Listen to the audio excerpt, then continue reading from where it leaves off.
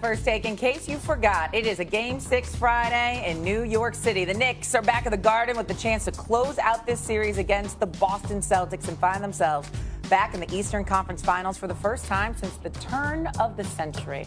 It's been a minute. Look who is here on First Take, a very familiar Knicks fan, of course. Spike Lee is in the building. We already asked this crew, so now we're going to ask you, what's going to happen tonight? A W. We're going to win. By hook or crook, we got to do what we got to do. And I don't want to go back to Boston in Game 7. So let's just end it here tonight. How are they gonna Have you seen these things outside the Garden after? the party's Imagine, and I know I'm not the first one to say it, but when the Knicks win the NBA championship, they need the National Guard, the Marines. It's going to be... We've waited a long time. Too long. Too long. Too long. Too long. I was 5. I was 5 years old. For the 72-73? Yeah? You've got to enjoy it. You're too stressed out. You've got to there's enjoy just this nothing opportunity. Once again, you're not getting it. We've been close before. You got to remember, I had the pleasure, I was at an event at the Disney Up Fronts the other day. And some young lady walks up to me and she wants to interview me or whatever, and she's on the red carpet and all of that. And she introduced herself afterward. She said, just so you know, I am the daughter of Dave Checketts. Ooh. Dave Checketts is the former president of Madison Square Garden, right? In the Knicks. Put it together. Right. Now, did he deliver a championship? No. But we all know that's because of Jordan and Olajuwon, because the Knicks went there without him and John Starks. I love John. I won't. Don't bring it up. I won't bring it up. Houston and Mississippi. My point is, it's been close. And Checketts did a masterful job of lying to us. He had us convinced at least three times we gonna beat Jordan. He had us convinced, and it didn't happen. So I'm just saying to y'all, please understand. Who beat him, though? Nobody. I know, but we should have. You know where he was born? Brooklyn, right there. Look out the window. I'm fully That's aware. where Michael was born. I'm fully aware. He didn't give a damn about that when it came to going up against us. Spike, I've always loved seeing you courtside, not just at Knicks games, but also at Liberty games. But when it comes to this squad, this iteration of the New York Knicks, who do you think outside of Jalen Brunson is someone that you gravitate towards that can be an X factor? OG or Josh Hart. But I'm the only one at this table, this esteemed table that was at the Garden May 8th, 1970. I was 13 years old. I was there. 13 years old. My father's lawyer had season tickets. That's right. And he would give me tickets during the season. And he said, Spike, if the series goes 7 games, you can go. I saw Willis drag his right foot out. Another thing I'd like to say, I've been to World Cups, Super Bowls. I've never heard a noise as loud when Willis dragged his leg onto that court. And he didn't come out with everybody because back then the knee was like this. So it takes a while for the drug go. And so both teams were doing the layups. And the entire Laker team froze. We're talking about Will Chamberlain, Jerry West, Elgin Baylor, and the rest of the team. They froze when they heard that noise and turned around And watched saw it. Willis drag his leg Yes.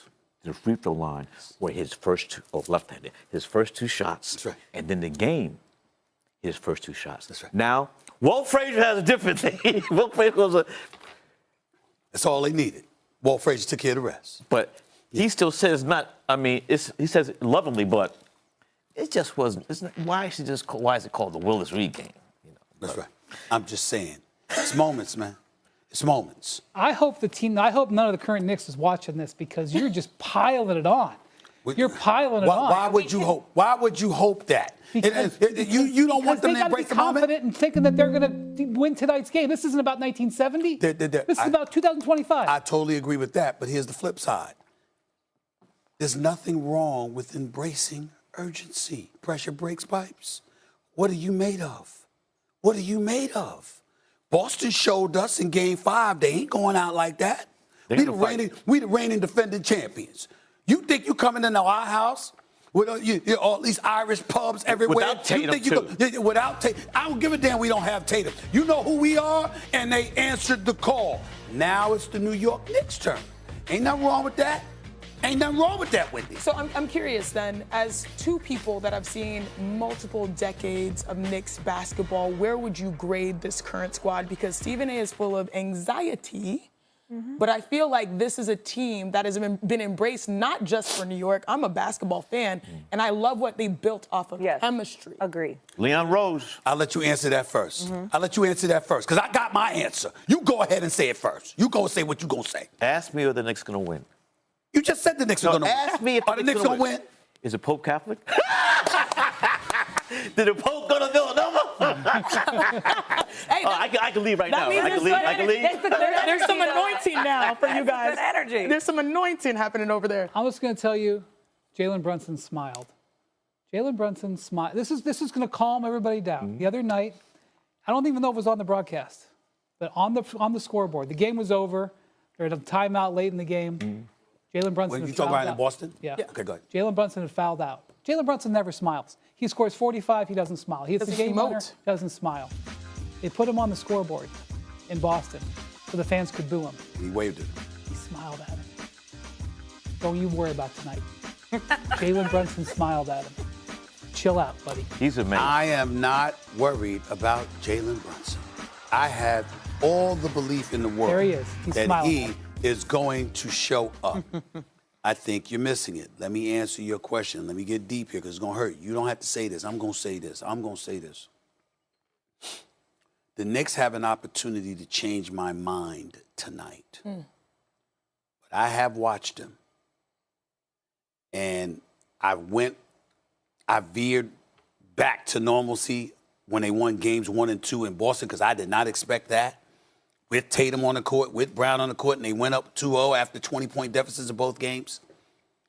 But I have to tell you, I have spent the vast majority of this season wishing Hartenstein, Randall, and DiVincenzo was still on this team. Because I saw the grit in the New York Knicks last year. And if Brunson doesn't get hurt and Hart doesn't get hurt, okay, I believe the Knicks were in the conference finals last year. I don't believe they lose that Game 7 at home to Indiana. Fair enough. Okay? So I'm thinking about that and what they would have been. They would have had more bodies. They would have been more physical. And they would have been more gritty defensively. And because of that, I have spent the vast majority of this season wishing that that was the case. Now, when they went in Boston, I'm like, wait a minute here. I'm seeing something. All right. And then obviously Game 4, after losing Game 3, I love that, okay? Then they get blown out in Game 5. Tonight's the night. I understand there's a Game 7, but my mentality is there is no tomorrow. Yes. Take them out now, right now. Let me tell you this, though. It might be, we might see our guys in the finals. I agree. That's what I'm trying to say.